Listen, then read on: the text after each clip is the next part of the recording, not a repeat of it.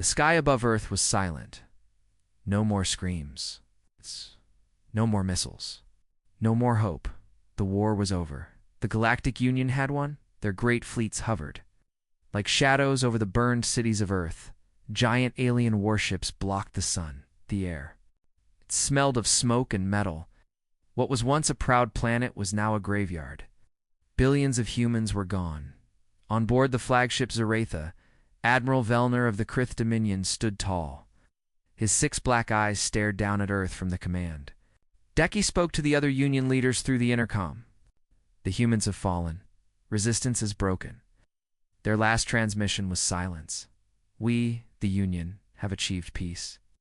Cheers echoed from alien mouths. Across the stars, billions celebrated. Screens across the galaxy showed images of human cities in ruins, proving the Union's power. The message was clear. No one could stand against the Union, not even Earth. But beneath the ashes of New Shanghai, inside the wreckage of an old bunker, a flicker of life remained. A man human. Alone, his name was Ronan Ward. A soldier. A ghost. Blood covered his arm. His eyes burned with anger, not fear. No. His armor was broken, his oxygen low, but he was alive. And more than that, he remembered everything. He remembered the screams, the orbital bombardments, the surrender, the lies. Humanity hadn't died in battle. The Union promised peace. The humans surrendered. And then the Union fired anyway. They didn't want war. They wanted extinction. Ronan dragged himself across. The floor sparks flew from the damaged walls. Lights flickered. His breathing was heavy. Every muscle screamed in pain. Still, he crawled forward toward an old control panel. He wiped the dust off the screen. It flickered. A message appeared. Project Revenant. Last protocol. His hand hovered over the screen. This wasn't a weapon. It was worse. It was a signal. Something Earth had hidden even from its allies. A backup protocol buried in old war servers. If humanity fell, this program would activate. Not to ask for help, but to make the galaxy remember. Why you don't betray a species like mankind. Ronan pressed his bloody thumb on the scanner. The system hummed. Old engines began to wake deep underground. He whispered, "You wanted silence? Now listen to this." Then he sent the signal. On the outer rim, near the mining colony of Xeris 4, a cargo ship exploded. No warning. No survivors. Hours later, Union patrol lost contact near Titan's remains. Then a prison moon went dark. On every scene, one thing appeared on video only for a second. A black armored figure. No flag. No ID. Just a human. Whispers began in the dark places of the galaxy. One survived. He's coming. Union leaders laughed at first. A myth, they said. A scared soldier playing hero. They said, but then a senator's ship exploded.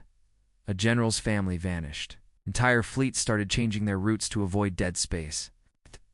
Union began to worry. Admiral Vellner stared at new reports with unease. His calm face had cracks now. This is not war, he said. This is ... revenge. And somewhere, far from any star, Ronan watched the galaxy panic. His face hidden behind a black helmet. His heart still broken. But his mission clear? They thought it was over. They thought they had silenced Earth. Forever? But they forgot one thing. Humans don't die quietly. It started with an explosion. The cargo ship, Svelatrix 9, was on a regular supply route between two Union colonies. No enemies were nearby. No distress signal was sent. One moment, the ship was there. Next moment, it was gone. The Galactic Union called it an engine failure. But 2 hours later, another ship vanished, and then another. And then a communication outpost near the edge of Sector 17 went completely dark. Now, the Union was no longer calm. On the moon station, Draco's Prime, a high-ranking Union officer, Commander Sarek of the Vern Empire, watched the footage over and over again. The last image from the outpost was clear. A black figure, standing still, watching the camera. No face, just a glowing red visor. Seconds later, everything exploded. Sarek turned to his team. Zoom in, enhance that image. The AI tried, but There was no ID tag, no known species match, no heat signature, just one word in a corrupted audio file, broken but human. Remember us? Panic spread. At first, it was quiet. Just whispers a survivor, a rebel, a ghost. But fear travels fast. Cargo routes were changed, security levels raised. Ships moved in groups now, like children afraid of walking alone. Still, the attacks didn't stop. 1 week. Later, the medical research vessel Relex was found floating in deep space. All crew dead, no damage to the ship, no sign of weapons used. Just a message burned into the command room wall with plasma. This is for Geneva. Union historians were confused. Alien leaders asked, "What is Geneva?"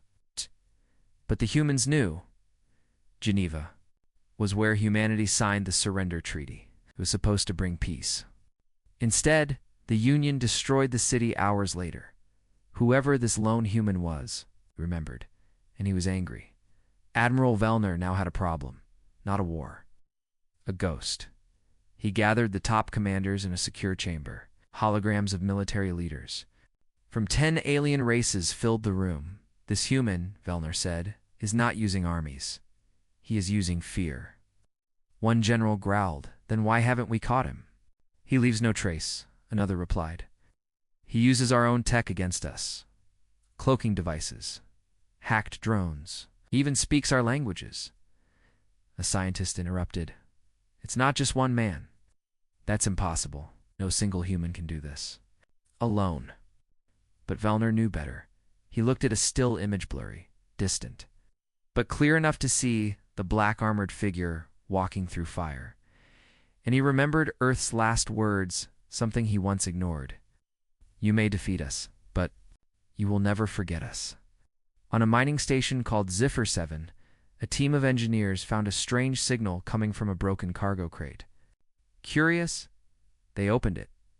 Inside was a small drone, human-made. The moment they touched it, a projection played. A city. Burning, screams, alien ships, bombing helpless civilians. The date? 1 day after Earth surrendered. Then came the voice. Calm, deep, human. You called it peace. We called it betrayal. Now we are even.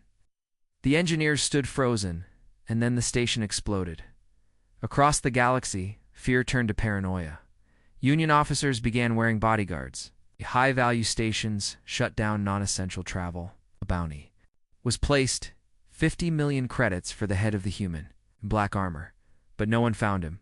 Some claimed they saw him walking on the outside of starships. Others swore they saw red eyes glowing in dark corridors. No proof. No survivors. The media tried to calm people, but the people weren't. Stupid. They knew something the Union didn't want to admit. The war wasn't over. It had just changed, and one man, just one human, was making the galaxy shake in fear. Far away, in a hidden asteroid base, Ronan Ward sat alone. His armor was scratched, his body bruised, but his eyes were focused in front of him. Dozens of screens showed Union news reports, troop movements, and live maps. He watched, he learned, and he waited. He whispered to himself, "You took everything from us. Now I take it back, one piece." At a time he stood, loading his plasma rifle. Behind him, the Union's own stolen drone hovered, recording his next move. The message had been sent, and it was only the beginning. Something strange was happening inside the Galactic Union. Commanders were locking their doors at night. Security guards stood outside sleeping quarters. Powerful alien leaders whispered instead of shouting. The fear had spread, not from armies, but from a single man, a human. Across the galaxy, stories began to rise quiet, then louder. The governor of the Zelkar outpost was found dead in his chamber. No sign of struggle, only a single word painted on the mirror in human blood: justice. No alarms were triggered, no cameras caught anything. A week later, a supply convoy carrying weapons to the Union fleet never arrived. The ship was later discovered in pieces floating near a black hole. Again, no signs of weapons fire, just a handprint on the escape pod hatch. Human, Admiral. Admiral stood in front of the Union High Council. His face showed stress, something no one had ever seen before. "We have a problem," he said quietly, "and it's growing." One council member hissed, "This is madness. You mean to tell us?" "One man is doing this," as Fellner replied. "One man, one ghost. And he's making the entire galaxy afraid." Another voice spoke from the shadows, an old being with glowing green eyes. "What's his name?" Fellner took a breath. "We don't know for sure. But the old Earth files mention someone. Special Forces, Black Ops. Disappeared during the fall. His name was Ronan Ward." The room went quiet. On a space station above planet Tyrannus, too. Soldiers stood guard in a control room. They spoke in low voices, nervous. "You believe the stories?" One asked. "About the human." The other nodded. "He blew up the prison moon, didn't he? The footage was real." First soldier shivered. "They say he walks in zero gravity without a suit. That he hacks systems just by looking at them. That he talks to machines. They say he can't die." They both laughed nervously. Then the lights flickered. Silence. The screen flashed red. One word appeared. "Run." They didn't even have time to scream. The Union tried to hide these events. They erased news reports, blocked messages, punished those who spoke too much. But the galaxy was watching. People started asking questions. Why was the Union afraid of one man? What happened on Earth? Why were peaceful colonies now full of weapons? Some aliens even began admiring the human. Not because he was killing, but because he was resisting. The Union was a machine, powerful, cold, unstoppable. And Ronan Ward had punched a hole in it in the outer systems. On a poor mining colony called Nitrothri, a group of civilians received a strange signal on their old comms. It was a video, shaky, grainy, but real. It showed Union soldiers executing surrendered humans during Earth's fall. The camera panned to a young girl crying as a Union officer raised a weapon. Then a shadow appeared. The soldier dropped dead in one shot. The camera zoomed in on the one who fired. A man in black armor. Ronan. The video ended with a message in 20 alien languages. "I remember everything. Do you?" The video went viral, spread faster than Union. Censors could stop it. People began to see the truth. This wasn't a terrorist. This was a warning, Union. Commanders wore armor inside safe zones. Rumors said the bounty for Ronan had been raised to 100 million credits. Still, no one found him. Because Ronan didn't hide in shadows. He was the shadow. In a dark cave on a dead moon, Ronan cleaned his weapons. His face was scarred, tired, but his hands were steady. A small AI drone floated near him, speaking softly. "Union fleet moving to Sector 12. Target, refugee outpost." Ronan nodded. "Send a message. Same code, same words." The drone beeped. Message sent. Across the galaxy, thousands of screens lit up one simple message. "You hurt the innocent again. I'll be there." And silence. Now even Union soldiers began to doubt their orders. Some refused to fire on civilians.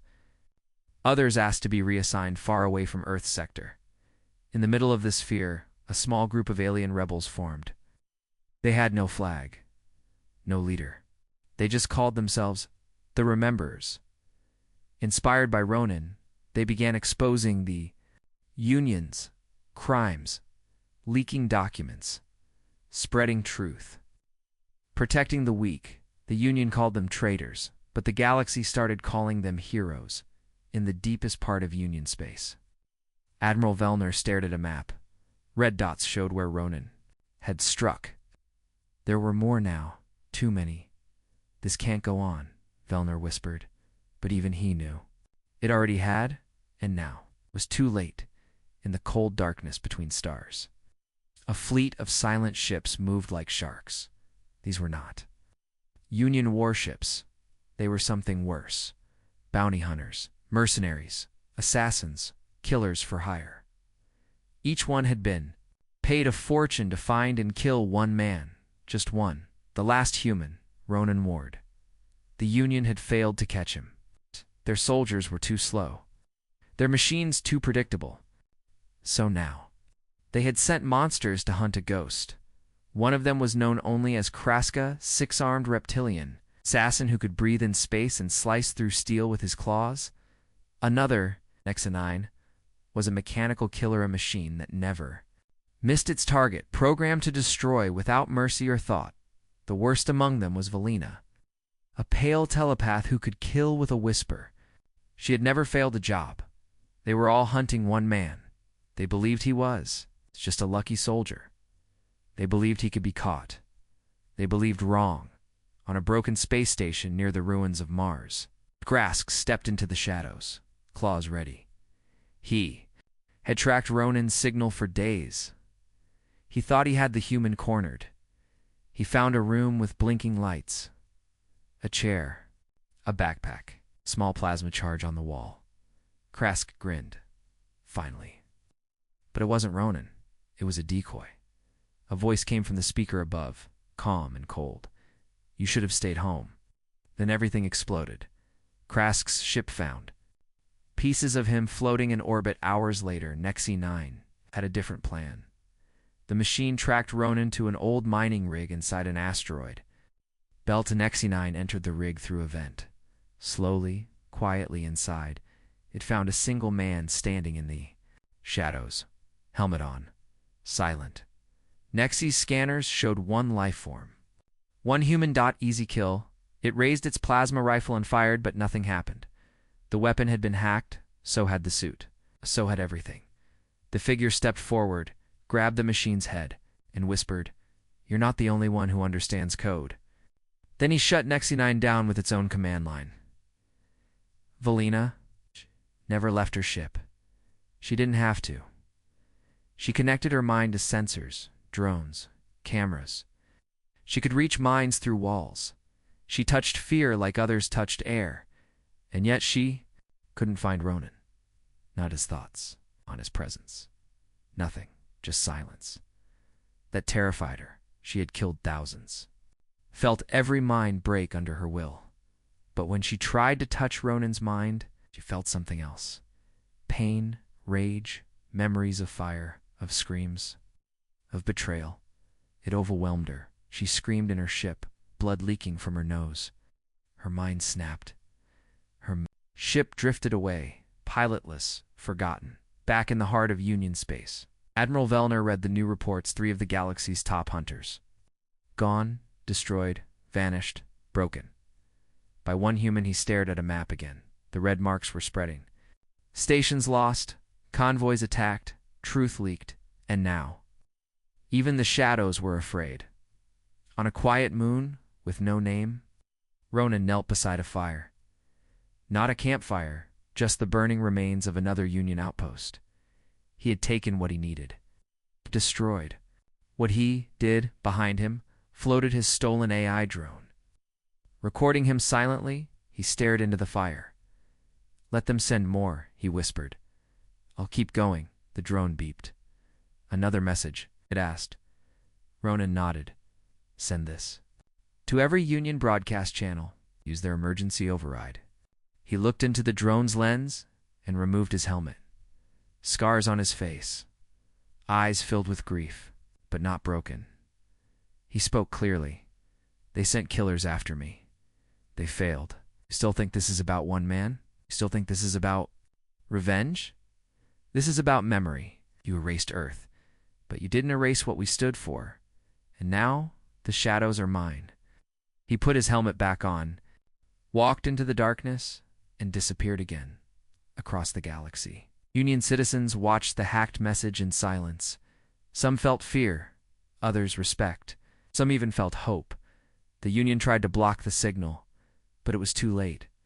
The fire had already started, and the shadows were burning. It began slowly. One station refused a direct order from the Union. A patrol ship turned around and never reported back. A group of miners on Veltor 9 refused to send fuel to the war fleets. Small things. But in a galaxy where control meant everything, these small acts felt like earthquakes. Something was changing. The Union called it technical errors. But the people had a new name for it, the Ronin effect. On the cold moon of Solara 3, a group of alien workers gathered around an old projector. They watched the leaked videos again, the Union killing surrendered humans. The burning cities and the brave man in black armor speaking to the galaxy. They had seen it many times now, but still. Their hands tightened into fists. Their eyes burned. Why didn't we see this before? One asked. Because they kept us blind, another answered. A third alien stepped forward, lifting a flag he had drawn by hand. It was the ancient Earth symbol for resistance, we remember. Now, he said, the Union's grip was cracking. For decades, it ruled through strength and fear. Now, it was afraid of one man. Ronan Ward had become more than a soldier, more than a shadow. He had become a symbol, and symbols are hard to kill. On a border world called Karanis 4, a young alien pilot named Mira stole a Union scout ship. She wasn't a soldier, she wasn't trained, but she had watched every Ronin video. She had seen the truth, so she flew across 3 sectors and landed on a hidden rebel world. When asked why, she simply said, "Because I'm not afraid anymore." Inside the Union's war room, Admiral Vellner slammed his fists on the table. Stations are rebelling. Supplies are being delayed. Our own citizens are helping him. The room was tense. Officers stared at the floor. No one dared speak. Vellner continued. We outnumber him. We outgun him. And yet he controls the war now.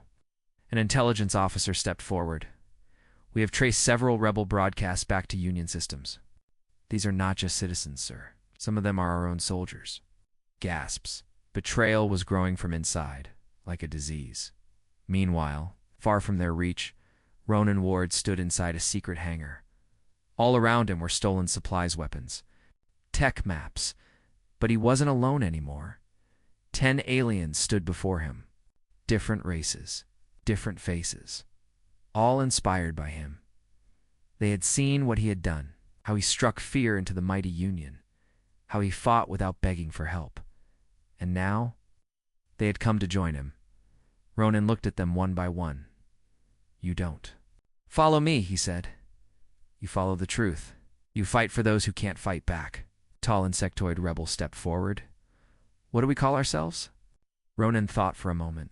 Then he spoke quietly. Call yourselves the Free. Now that day, the Free launched their first mission. They hit a Union fuel station. No one was harmed. Civilians were safely evacuated, but the station exploded in. A perfect message. A giant symbol burned into space above the wreckage, visible from 1,000 miles away. A human fist, wrapped in stars. The message spread faster than the Union could hide it, and with every system it reached, new voices joined. The Resistance. On the planet Serint, a popular alien singer performed a forbidden song about Earth's fall and Ronan's revenge. She was arrested live on stage, but the audience, thousands of aliens, rose in protest. They shouted the same phrase again and again. We remember Earth. That day, the prison holding the singer mysteriously lost power. She escaped. Rumors say a human shadow was seen walking away. Just before the lights returned, the Union's propaganda networks tried to fight back. They called Ronan a criminal, liar, a war monster. But no one believed them anymore, because people had seen the videos. They had seen the truth. And more importantly, they had seen their own leaders afraid, in a hidden control room deep in an asteroid field. Ronan watched the new reports. The galaxy was finally waking up. His face didn't show joy, just purpose. He turned to his AI drone. Tell the Free. He said, this isn't just resistance now. This is a movement. The drone beeped. And what should we hit next? Ronan stared at a blinking dot on the star map. A major Union command center, he smiled. Let's give them something to remember. For the first time in months, the Union felt confident. They had found him. Ronan Ward, the last human, the one who made fleets run. Officers hide and citizens rise. Now they claim to have tracked his location to an abandoned Union supply stations. R-47 floating in the dark edge of Sector 12, Union High Command called it Operation Final Silence. The plan was simple. Bait him, trap him, crush him. Admiral Vellner stood on the bridge of the USS Vorak, watching the station from orbit. Behind him, 6 warships and 2 battlecruisers waited. Fully armed, thousands of soldiers were on the surface, hiding inside Station R-47. Snipers, drones, auto-turrets, traps. They even had Psychic, a dampener's devices designed to block Ronan's rumored tech-based warfare. The Admiral stared at the screen, smiling. This ends tonight. But deep down, he was nervous. Inside Station R-47, Commander Silos paced the command room. "We've triple-checked all exits," he said. "Even the ventilation shafts are sealed. If he comes here, he's not getting out." Another officer laughed. "Is just one man? We've brought an army." Everyone nodded except the technician near the comms console. He stared at the screen, confused. Sir? What is it? There's no power readings. No engines. No signs of any ship approaching. But there's a life form inside." The room went silent. "How is that possible?" Silos asked. "I don't know, sir. But he's already in the station." At that exact moment, lights across Station R-47 started flickering. Doors stopped. Responding. Turrets aimed at walls. Drones dropped to the floor, lifeless, one by one. The systems failed. Panic rose like a wave in the dark. Speakers crackled to life. And then came the voice, deep, calm, full of fire. "You set a trap for a soldier. But I'm not a soldier anymore. I'm what you created, what you feared. Now, it's your turn to feel hunted." And silence. Only footsteps echoed in the halls. One by one, squads disappeared. No screams, no gunfire. Just silence and then nothing. Cameras caught glimpses. A figure walking upside down on the ceiling. A shadow slipping through walls. Glowing red eyes staring at terrified guards just before the lights went out. Some soldiers tried to escape. They found the docking bay destroyed. Ships gone. Others begged for help.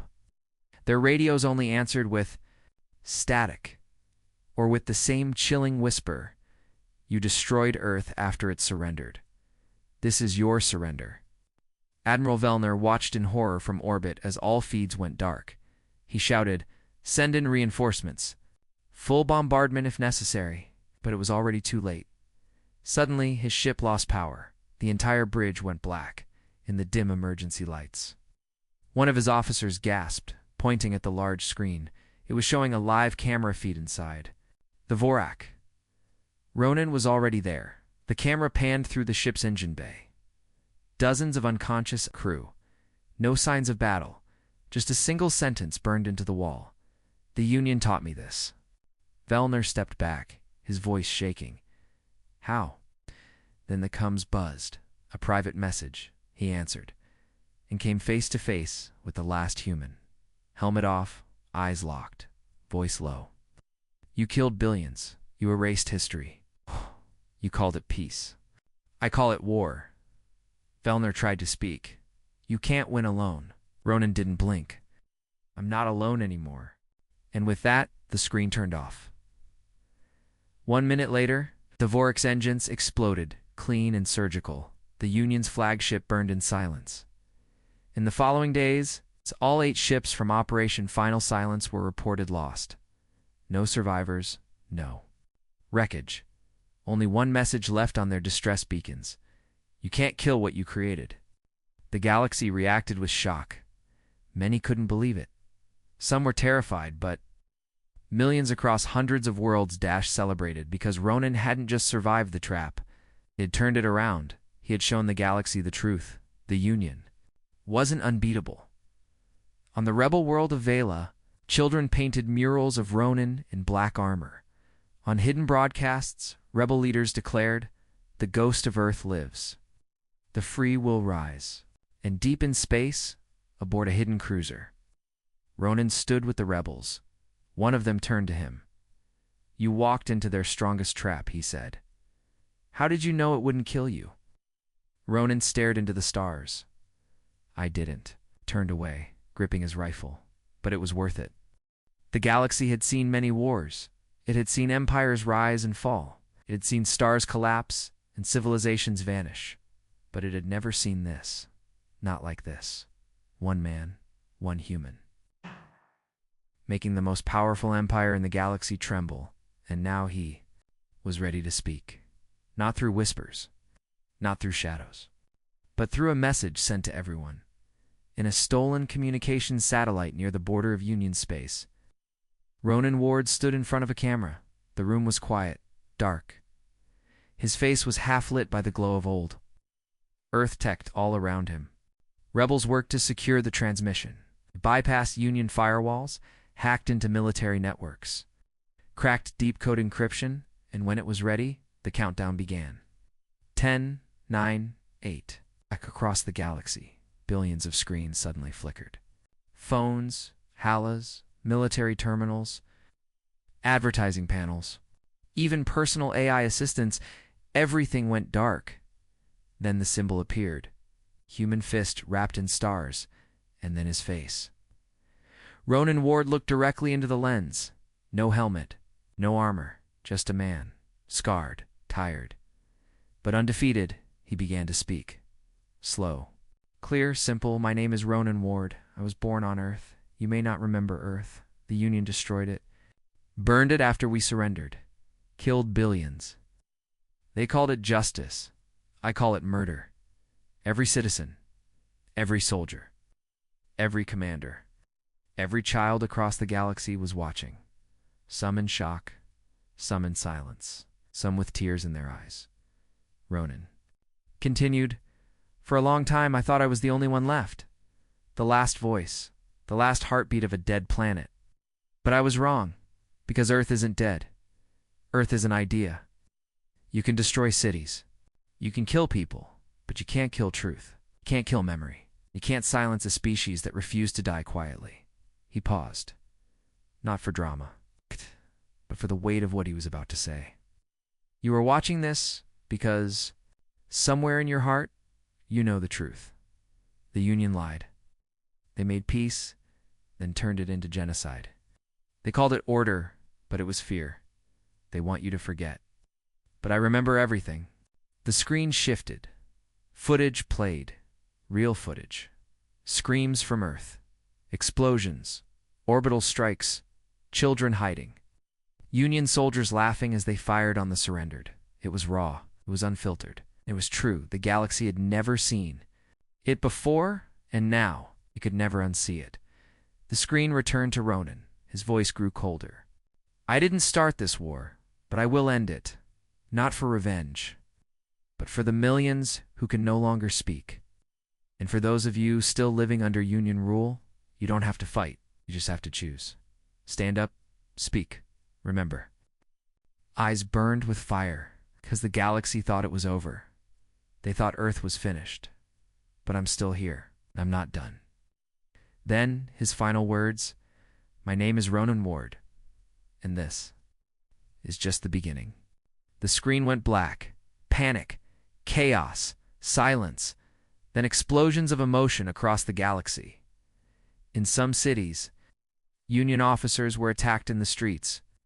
In others, people painted Earth's symbol on walls and vehicles. On military bases, entire squads defected. In schools, teachers taught the truth about Earth for the first time. On rebel planets, people fell to their knees in tears. They hadn't just seen a broadcast. They'd witnessed a spark. Inside Union High Command, Admiral Vellner's face was pale. How? How did he get through our firewalls? One officer asked. Doesn't matter, Vellner whispered. The damage is done. They tried to shut the broadcast down. They failed. They tried to block copies. They failed. The truth had been unleashed. And once truth touches light, it never dies. Somewhere in deep space, Ronan stood at the edge of a cliff on a forest moon looking up at the stars. He was quiet, but not alone. Hundreds stood behind him, humans, aliens, citizens, children, all part of the free. A young alien girl tugged his arm. Will they come for you now? She asked. He looked down at her and smiled. Let them come. They laughed at the idea once. The idea that one man could shake an empire. Now, the Union was burning. After Ronan Ward's message, the galaxy changed overnight. Rebel flags flew across 100 systems. Union recruitment centers were destroyed. Officers abandoned their posts. Entire planets refused to pay tribute, and the people, they began to chant his name, Ronan, Earth, freedom. The Union tried to respond, tried to threaten, tried to strike, tried to lie. But it was too late. Their control was broken, and fear had switched sides. On the capital world of Zalvar Prime, Union High Command prepared for the unthinkable, a full rebellion. Admiral Vellner stood in the war chamber, silent, his hand shaking.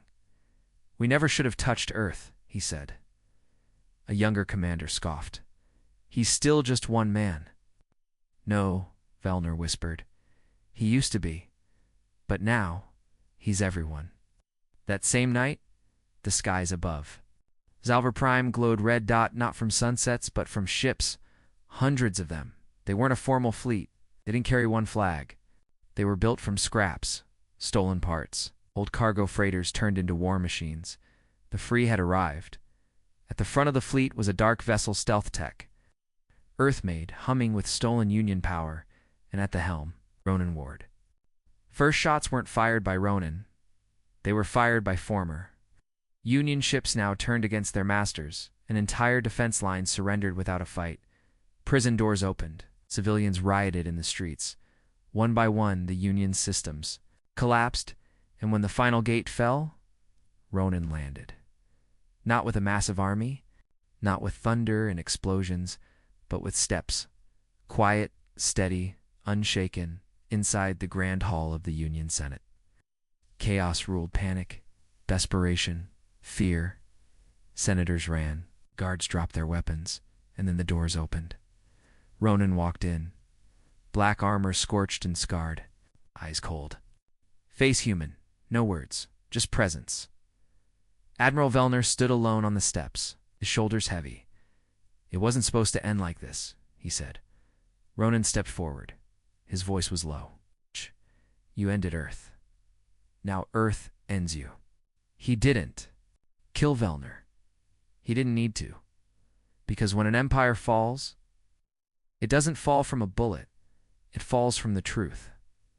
The people dragged their own leaders from power, and Ronan, he disappeared into the crowd. No crown, no title, no speech. He came as a ghost and left as a legend. 1 week later, across the galaxy, Union symbols were torn down. In their place, murals of Earth, songs of resistance, statues of the unknown. Soldier and Black Dot children learned about Earth, not as a warning, but as a lesson.